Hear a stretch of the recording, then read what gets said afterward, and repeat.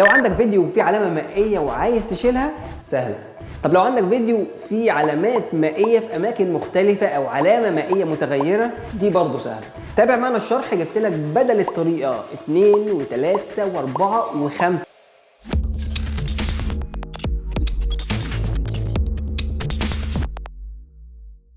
السلام عليكم، معكم طارق جاد، وزي ما سمعت كده في مقدمه الفيديو النهارده جبت لك 5 مواقع مختلفه لازاله العلامه المائيه من الفيديو بشكل احترافي جدا. تابع معنا الشرح. احنا جهزنا الماتيريال وعملنا بدل الفيديو 3 بعلامه مائيه ثابته ومتغيره ومتحركه علشان نجربهم على جميع المواقع اللي معانا. الموقع الاول كليب فلاي، موقع جميل جدا وانا مرتبهم لك من حيث التجربه المجانيه من الاقل للاعلى، يعني اخر موقع هيكون فيه افضل تجربه مجانيه واكبر علشان تقدر تستمتع بيها براحتك. وطبعا كل المواقع دي هنمشي بيها بنفس الطريقه اللي احنا بنعملها علشان نقدر نستعمل الموقع بشكل غير محدود. هتقولي ازاي؟ من خلال التسجيل بايميلات وهميه. وعلشان تسجل بايميل وهمي المواقع كتيره جدا، وانا كنت عامل لك سلسله من حلقتين فيهم افضل المواقع لانشاء الايميلات الوهميه بضغطه زر مجانا. هتلاقيهم في اعلى الفيديو هيظهر لك، وهتلاقيهم في الوصف اسفل الشرح ده. علشان نسجل في كليب فلاي كل اللي عليك هتضغط على تراي ناو او تضغط على جيت ستارت، ايا كان مش مشكله، نضغط جيت ستارت بالشكل ده. هتفتح معانا الواجهه دي، واول حاجه هتظهر لك تسجيل الدخول. طبعا هندور على كرييت ان اكونت في الاعلى وهنضغط عليها وهنبدا نكتب بيانات تسجيل الدخول. طبعا انا هستخدم احد مواقع اللي بيدي ايميلات وهميه. هبدا اخد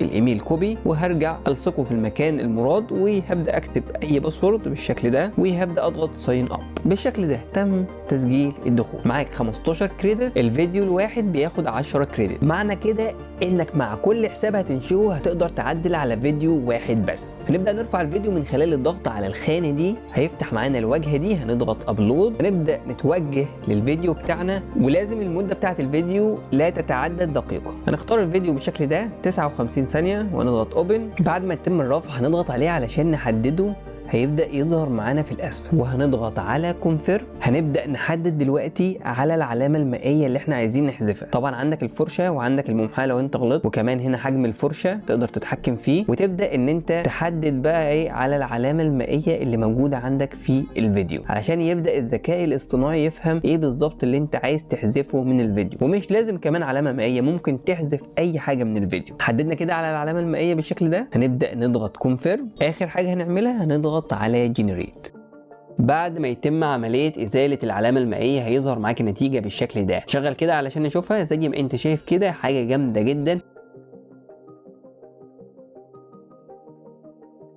وعشان تقدر تحمل بكل بساطة تضغط على داونلود، هتبدأ معاك عملية التحميل هنا بالشكل ده. الموقع الثاني media.io، ده جميله جدا وسهله جدا وبتديك فتره مجانيه حلوه جدا للتجربه. نضغط دلوقتي على ريموف ووتر مارك ناو، هيفتح معانا الواجهه دي. طبعا لازم نسجل دخول علشان هناخد كريدت مجانيه ومجرد تسجيل الدخول علشان نقدر نستخدمهم ونعمل بيهم ازاله العلامه المائيه للفيديو. اول ما بتضغط على جمع الهديه المجانيه هيفتح معاك واجهه تسجيل الدخول. طبعا هنكتب الميل والادرس علشان نعمل حساب، نعمل لصق ونكتب الباسورد ونضغط كرييت اكونت. بكل بساطه تم انشاء الحساب. معانا 0 كريدت. هنضغط دلوقتي جمع الهديه، هيبقى معانا 3 كريدت زي ما انت ملاحظ كده. الاداه بتقدر ترفع عليها فيديو لحد 15 دقيقه، لكن في نقطه مهمه جدا، الكريدت اللي معاك بيتم خصم 1 كريدت لكل 30 ثانية، وده اللي ظاهر عندك في الأسفل هنا بالشكل ده. مثلا معايا فيديو دقيقة فهبدأ أرفعه برضو ونجرب عليه نفس اللي عملناه في الفيديو الأول. الاختلاف هنا عن الأداة الأولى إن هنا بيحدد لك الكريدت مقابل الوقت، لكن هنا لو رفعت فيديو صغير زي الفيديو الكبير كله سواسية بياخد 10 كريدت. رفعنا الفيديو بالشكل ده، طبعا هيبدأ عملية التحديد نفس هناك بالظبط، وهنبدأ نضغط جنريت. بعد ما ينتهي من عملية إزالة العلامة المائية هتقدر تشغل كده علشان تشوف النتيجة. زي ما انت شايف كده الفرق واضح جدا، مفيش أي علامة مائية موجودة في الفيديو.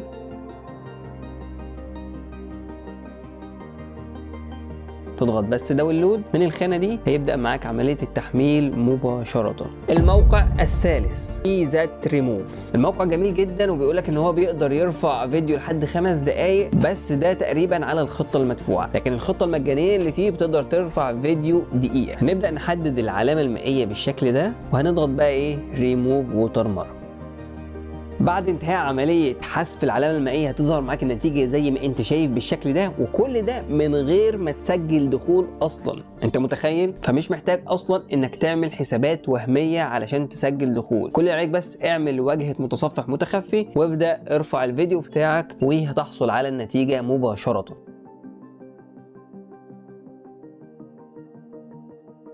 وعلشان تحمل النتيجة هتضغط بس هنا على الزر الأخضر ده داونلود. الموقع الرابع كلين فيد. موقع كلين فيد واللي بيقولك إنك تقدر ترفع فيديو لحد 15 دقيقة، وإن هو يقدر يحذف العلامة المائية المتحركة. فأنا دلوقتي مجهز فيديو 5 دقايق بس، هشوفه هيرضى يقبله ولا لا. هنضغط هنا على أيقونة الفيديو، هيوجهنا للجهاز، هنختار الفيديو، هنبدأ نسحب الأيقون دي كده ونبدأ نحدد موضع العلامة المائية. طبعا لو العلامة المائية عندك متحركة هتضغط على فول فيديو، لكن انا مختار بوكس عشان علامة مائية ثابتة. وهنضغط سبمنت علشان يبدأ يرسل الفيديو، هيقول لك تسجيل الدخول. طبعا هنضغط ساين اب وهنبدأ نكتب الميل والباسورد بشكل طبيعي خالص. نضغط ساين اب.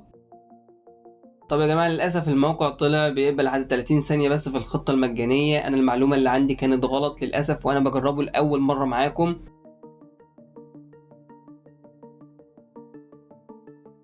الموقع الخامس وينك. والموقع ده صاحبه بصراحة كريم شوية، مديك كريدت اكتر تقدر تستخدمه بشكل افضل. علشان تبدأ ترفع فيديو هتضغط على ابلود ايمج او فيديو، تضغط عليها بالشكل ده وتبدأ تختار الفيديو بتاعك. بس هنا محدد لك حد معين، اعلى فيديو تقدر ترفعه تقريبا دقيقة. بعد رفع الفيديو بالشكل ده هيظهر عندك قائمة يمنى فيها اختيارات علشان تقدر تحدد العلامة المائية. في عندك الاوتو، ودي وضع هو هيتعامل مع الفيديو يحاول يكتشف العلامة المائية ويحذفها. والوضع الثالث اللي عندك هتلاقيه المانيوال، ودي اللي هتقدر تبدأ تحدد فيها العلامة المائية بتاعتك بالشكل ده. هنا على شكل مستطيل تقدر تحدد بالشكل ده وتبدأ ان انت تحدد. لو عندك علامة مائية متغيرة الاماكن بتبدأ تضغط على بلس 1 دي، تبدأ ان انت تركبها على المكان الجديد اللي بيظهر فيه العلامة المائية. طبعا انا عندي واحدة بس فهقفل دي دلوقتي، وهنبدأ نضغط على جيت ستارت. هيطلب منك اي موقع تسجيل الدخول،